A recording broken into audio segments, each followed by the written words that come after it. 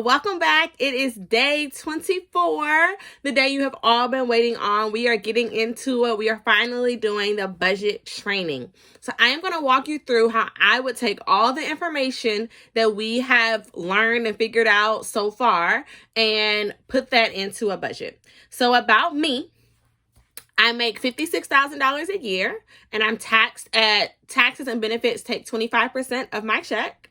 I spend $1,200 a month in housing. $950 of that is the actual rent, and $250 are utilities. I spend $250 per check on personal expenses, gas, groceries, eating out, shopping, anything that's not necessary to my life. I spend $250 a month towards travel, or should I say I save or put aside $250 a month towards travel. I put 10% towards general savings and then 10% towards travel savings. 10% towards general savings, and I tithe 10% of my gross. All right, let's get into it. I'm going to share my screen and walk you through it. Stick with me. If you need to pause or rewind, by all means do that. But this will be the exact same process you do tomorrow. All right, so getting into our spreadsheet here, you see my screen. Let's start over here to the right. This is our key. So this tells us what each section will be. Purple are things that we estimate. So our month-to-month income is estimated. Any variable expenses, water, power, things that change each month, they're estimated. Green will update over time as things change. So if we get new goals, if we get new bills, if we get new debts, we're going to update the things in green. Blue, we only want to change if we really need to change. Anything that we change in blue will alter our projections for most of the spreadsheet. And then red are any notes that we have to ourselves. So again, I make $56,000 a year, which breaks down to be about $2,333.33. And I'm going to just put job one as my income source. I am paid semi-monthly, which means twice a month, and it's all year. So if you are paid bi-weekly, so every other week, there will be a month of the year where you get an extra check. I do not account for those in my budget intentionally. I handle those extra checks like I would a bonus, which is separate from the budget. If you want to include it in your budget, by all means you can. You would just need to add, either add it as a line item for that particular month or add a column for that particular month on your spreadsheet. So I spend $1,200 on housing. My rent is $950. My utilities are $250. Now, usually I would break these out if it was like if I was doing it for a client or for myself. Cable would have a line item. Wi-Fi would have a line item. Water and power would go down here in the variable expenses. And I was just typing, it's $50 a month or whatever the water is. But for sake of example, I'm just going to lump it all in here. And then I spend $250 per check on personal spending. And so that goes in here. And then my savings goals, I have travel. So I spend $250 per month on travel. So you can do this two ways. You can either just put in $250 on the commitment, or you can look at what the annual is and then have a formula tell you what the monthly will be. So I'm just going to drop that in as $250 per month. And then my general savings, I want to be 10% of my income. So this area can be a little tricky. You can decide if you want to do it by total and divide, or if you want to do some type of a formula here. I'm going to take my total annual income times 10%, which means this is what I would want to save for the year, which is around $5,600. And then I'm going to take that number divided by 12, which makes my monthly commitment $467. You could do it that way. You also don't have to. If you wanted to calculate it yourself and just type in the numbers, you absolutely can do that. And then I also do 10% per period for tithes. I'm going to put that over here in giving. And since this is per pay period, I'm going to do equals my gross times 10. And you can play around with this spreadsheet. If you want to do your total income per period, you could use this number on this row. Like, there's a lot of variables. Because I only have one job right now, I'm going to keep this one place. And so you'll see here that I've plugged in everything. And this section right here is all about zero balance budgeting. And it's telling me that I'm over my budget by $133 every single month. Well, the one thing that we haven't done yet is scroll down to see the actual spreadsheet. So when we put in a bill, it counts it for both paychecks. Why? It's easier for you to go and delete than it is for me to teach you how to add, because Excel is not everyone's best friend.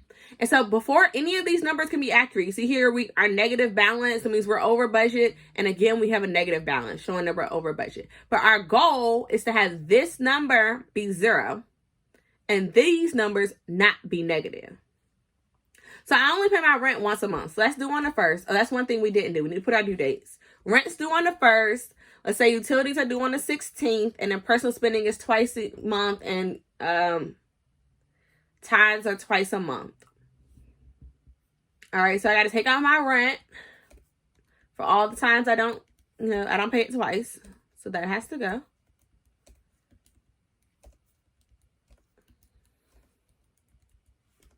And then same with utilities. But utilities are due on the 16th. So they don't come out of the first check. They come out of the second check.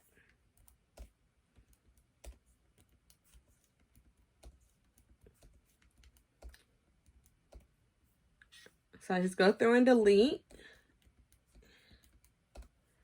And then personal spending is accurate because we put $250 per pay period. For tithes, this is also accurate because it's $233 per pay period. But then our savings, our general savings is not accurate because we do travel is $250 per month is the goal. And then our general savings is also this $467 per month, not per pay period.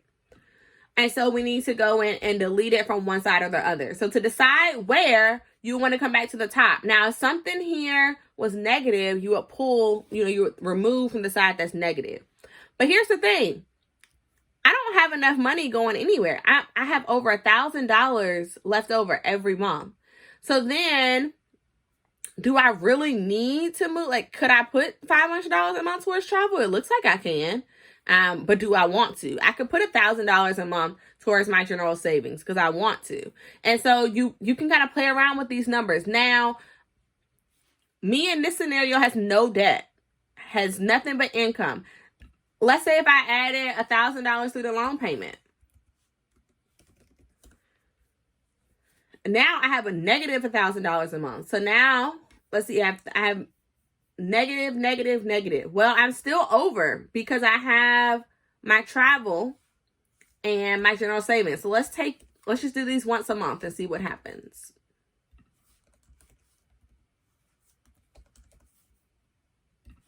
So again, we're just deleting from the side where it's not needed.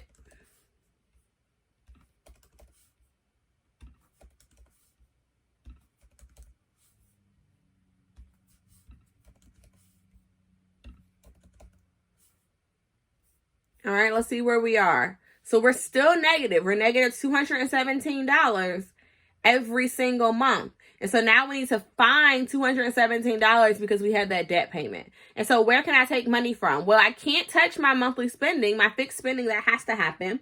I can't touch my tithes because my religion won't let me.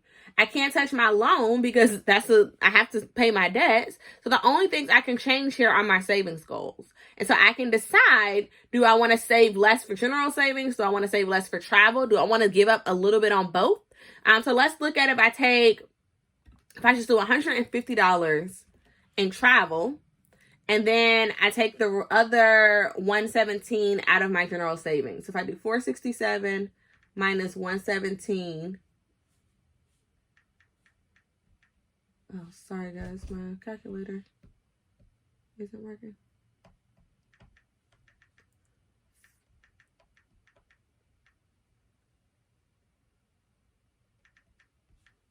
So they give me around $350 a month. Bam, now I'm at zero. So I can't give this whole $5,600 that I wanted to, but I can do $350 a month, which will equal $4,200 a month. So a little bit less than I wanted, but I can't do as much travel as I wanted to do. But again, it's better than nothing. I can do about $1,800. I can, be a trip or two, depending on where I want to go. If I want to stay in the U.S., that can be a lot. Okay, so now I'm zero. But look, I forgot to put in my benefits. So that's 25%. Wow, now I'm negative again, $1,100. So now I have a lot of money I have to go find. But then, if you really look closely here, you'll see this debt goal isn't quite right, or this debt calculation isn't quite right. You see, it's calculating as if I were paying $2,000 a month, not $1,000 a month. Let's go in and change that. Let's say our loan is due on the first of the month. So we go in and remove all of those. Now we look and see we're negative only $167 a month. So we still have some things to adjust, but these numbers are all red. And so we want to take that into account. This first number is bigger than this number. So let's first look at what we can change. How can I get rid of $167 in my budget? And this is where you want to get really critical of your spending. Can I really afford to travel with $1,000 in student loans? Or you know what? Let me call the student loan people. Maybe I'm not on an income-based repayment, and I could be. So I call the student loan people. I'm like, actually, you don't make that much money. We're going to drop your payment to $700. Cool. Now I have a balance of $133, but I still have some negatives here. Why? Well, it's because we're pulling too much money out of one check. And so that's when we start looking at where should I account this loan? And so you can divide your loan by 2 months. By 2, and say, well, I put in $350 every pay period. Instead of $700 at one time, I just do $350 all along. And if you do that, you'll see that it changes. Now you're only $33 short, and you're good for the rest of the year because you have a little bit of money rolling over. Okay? So let's finish this.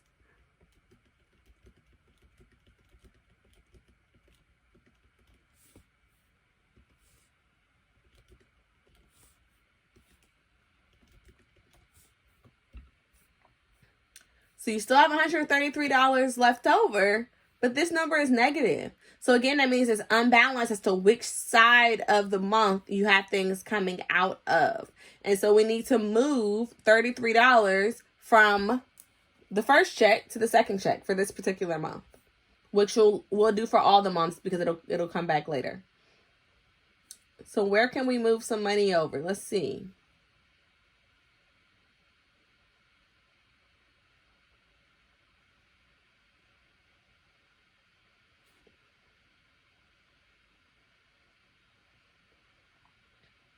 Well, my personal spending is $250 per month, but my tithes, I feel like I could,